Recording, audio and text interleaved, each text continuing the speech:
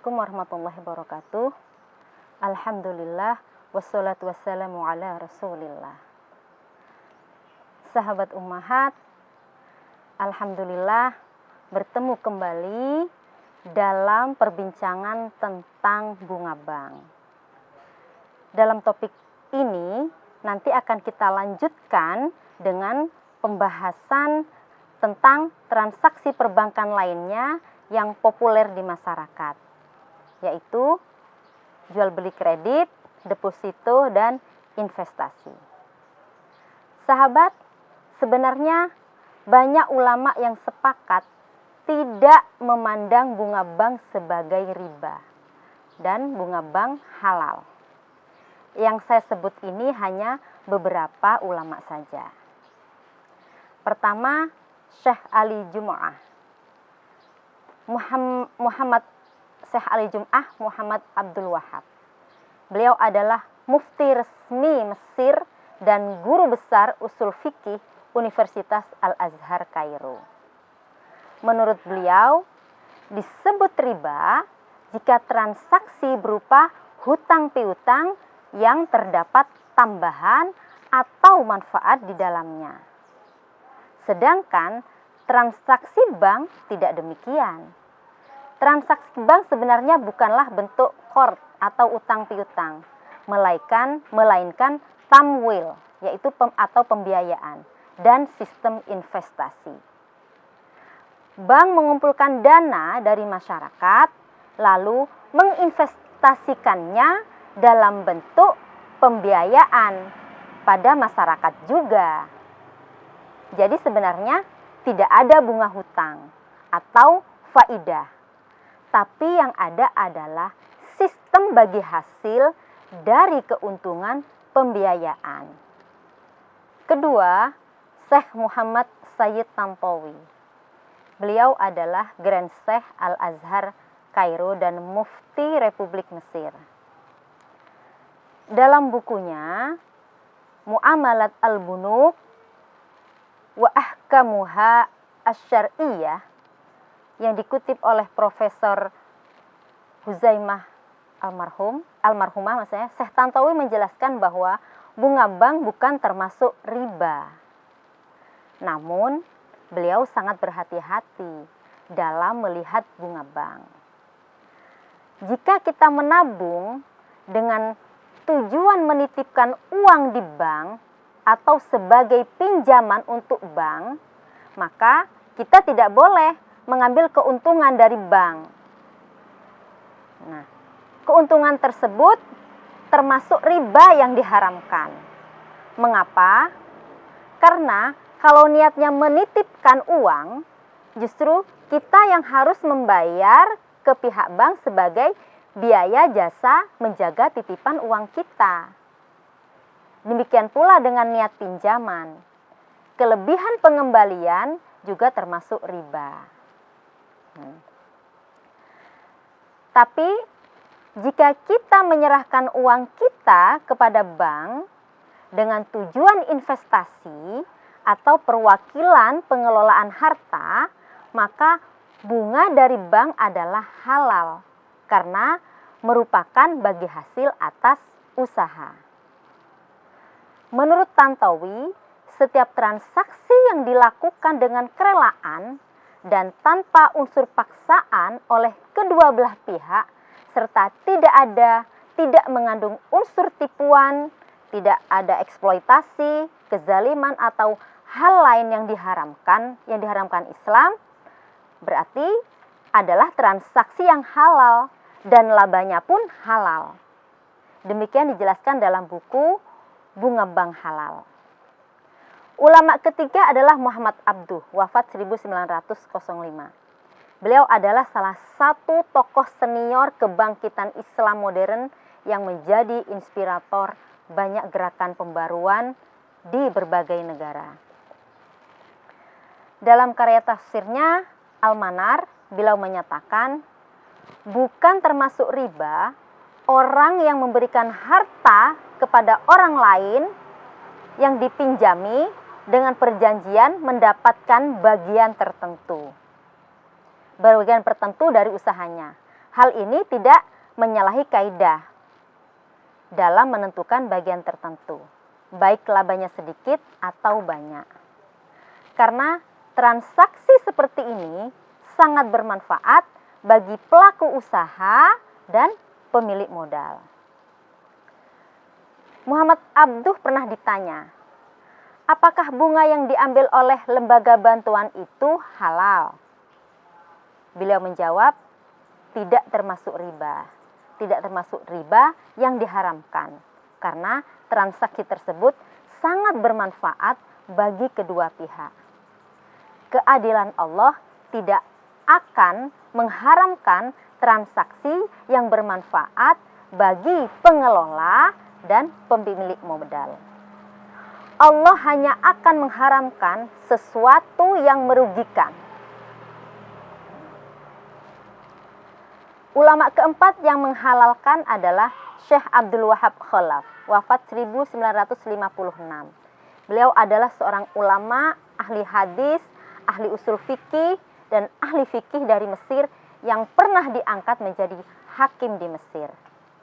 Pandangan beliau yaitu, bila seseorang memberikan uang 1000 pon misalnya kepada seorang pengusaha untuk dijadikan modal usaha dengan kesepakatan tiap tahun si pengusaha akan memberikan 50 pounds, maka saya memandang ini adalah mudorobah dan syirkah antara kedua pihak penanam modal dan pengelola modal.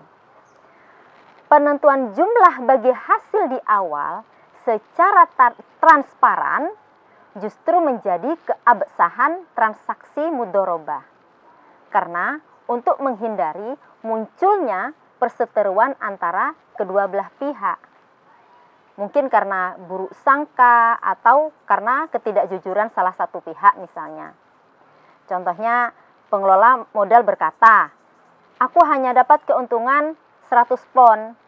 Pemilik modal menjawab, aku nggak percaya, seharusnya keuntungannya 200 pon. Nah, begitu sahabat. Nah, penjelasan ini sebagai bantahan kepada pihak yang berpendapat tidak boleh menentukan keuntungan tertentu untuk salah satu pihak gitu, di awal perjanjian. Kemudian yang kelima, Syekh Mahmud Saltut, wafat 1963. Beliau seorang pimpinan di Al-Azhar. Syekh Saltut dalam Al-Fatawa berpendapat, menyimpan uang di rekening bank bukanlah meminjam uang kepada bank, tapi hakikatnya adalah menitipkan uang kepada bank dengan tujuan supaya lebih aman dari pencurian, bisa lebih menghemat uang juga. Jadi sejak awal tidak berniat meminjam uang dari bank atau meminjamkan uang kepada bank. Jadi sifatnya dari awal sudah nggak ada pinjam meminjam. Oleh karena itu, pemberian bunga dari pihak bank kepada pemilik titipan atau pemilik uang tidak bisa disebut riba, tetapi merupakan penghargaan dan penyemangat agar menitipkan uangnya di bank. Bahkan ketika uang titipannya, uang yang kita titipkan di bank itu kemudian dipinjamkan kepada pihak lain untuk usaha, maka ini termasuk amal kebaikan yang membawa berkah. Jadi tidak ada pihak yang dirugikan dalam hal ini. Itulah sahabat komparasi pendapat ulama yang memandang bunga bank sebagai riba. Yang haram, ulama yang berpendapat haram, dan ulama yang berpendapat bunga bank bukan praktek riba dan hukumnya halal. Nah, dengan adanya perbedaan pendapat tersebut, membuat kita punya pilihan. Kita akan ngikutin pendapat yang mana, gitu. Dan yang terpenting, kita bisa bersikap toleran terhadap orang yang memiliki pendapat yang berbeda dengan kita. Itu yang utama, sahabat. Oke, sahabat. Selanjutnya kita kaji pendapat ulama tentang jual beli kredit. Nah, ini penting ya sahabat, karena zaman sekarang nih jual beli, khususnya komoditas yang harganya mahal seperti mobil, rumah, dilakukan dengan kredit. Yusuf Qaradawi meskipun berpendapat bunga bank haram, namun dalam kitab Al-Halal wal Haram fil Islam, beliau memberikan sikap berbeda terhadap jual beli kredit. Nah, menurut Al-Qaradawi, apabila penjual menaikkan harga karena menjual dengan kredit atau tempo, maka jumhur ulama membolehkan, karena tidak ada nas yang mengharamkan selama kenaikan harga tersebut masih dianggap pantas dan tidak sampai pada pemaksaan dan kezaliman. Ahli Jumu'ah juga berpandangan senada. Jual beli kredit dengan harga yang lebih tinggi daripada harga kontan hukumnya boleh, dan secara syara disebut akad murabahah. Penambahan harga kredit sebagai kompensasi dari tempo waktu, bukan riba. Jual beli dengan sistem kredit ini menguntungkan dan membantu kedua pihak, penjual dan pembeli. Demikian dijelaskan dalam kitab Al-Kalim At-Thayyib Fatawa Istriyah. Bahkan Said Tantawi mengungkapkan, mazhab Hanafi, Syafi'i, dan jumhur fuqaha membenarkan transaksi kredit selama tidak ada unsur tipuan dan eksploitasi serta atas dasar saring lela. Sahabat, lantas bagaimana hukum jual beli kredit, misalnya rumah atau mobil, tetapi menggunakan perantara bank?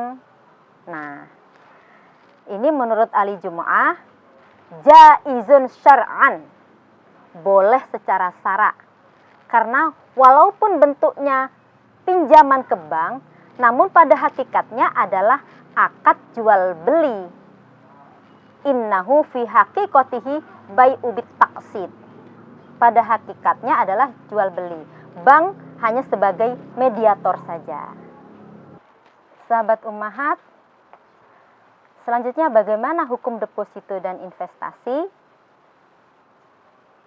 Deposito adalah produk investasi dari perbankan dengan tingkat pengembalian lebih tinggi dibandingkan dengan tabungan. Tetapi nasabah tidak bisa mengambil dananya dalam jangka waktu tertentu.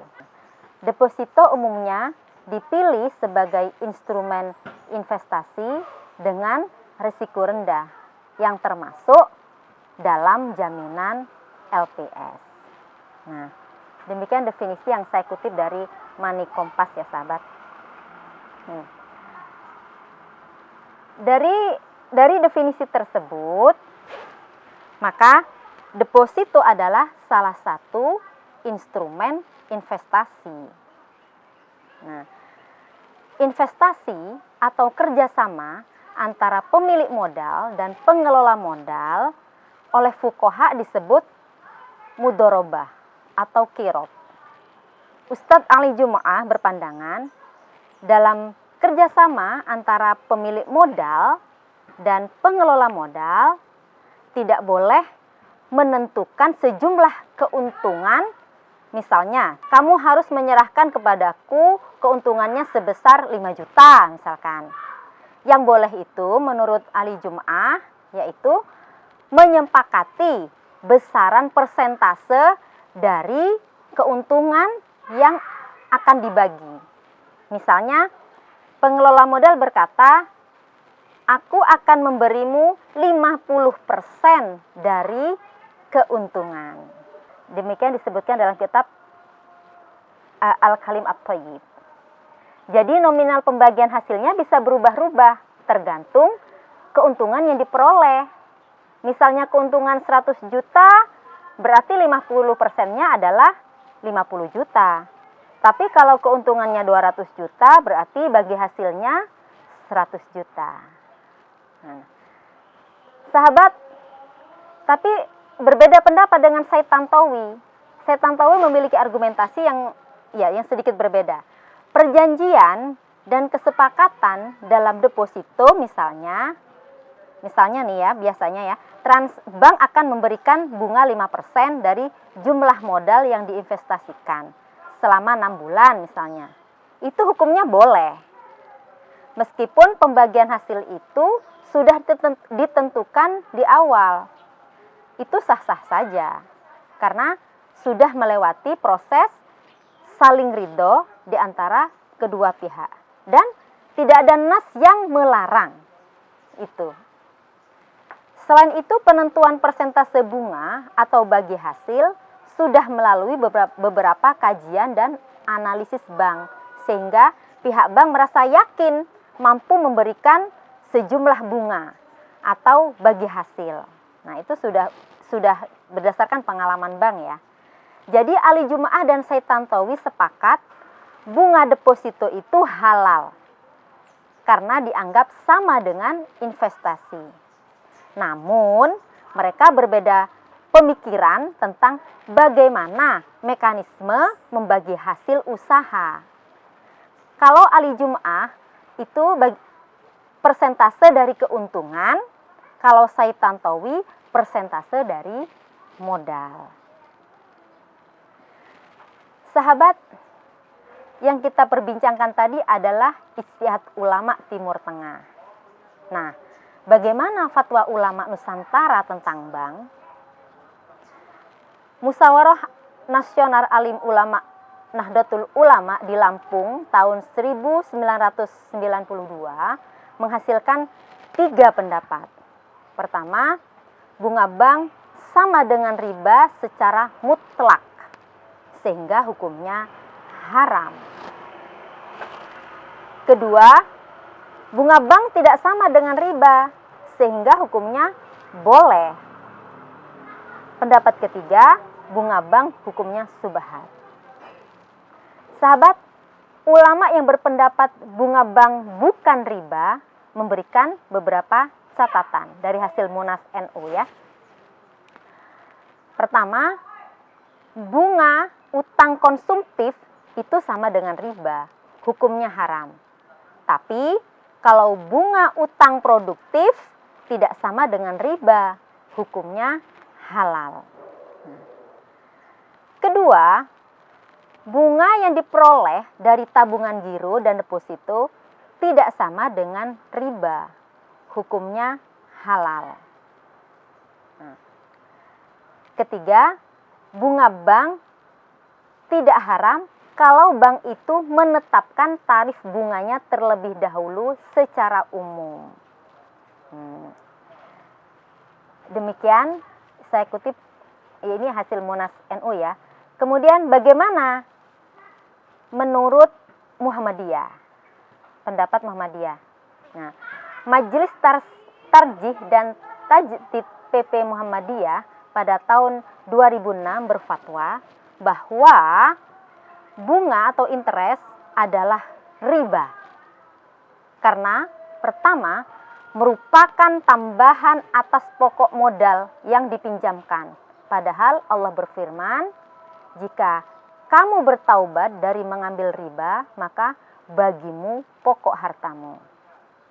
Keputusan kedua, tambahan itu bersifat mengikat dan diperjanjikan. Sedangkan yang bersifat sukarela dan tidak diperjanjikan tidak termasuk riba. Kalau dijanjikan atau mengikat itu termasuk riba. Yang terakhir, bagaimana pendapat Majelis Ulama Indonesia? Fatwa MUI pada tahun 2004 tentang hukum bunga atau interest memutuskan bahwa 1.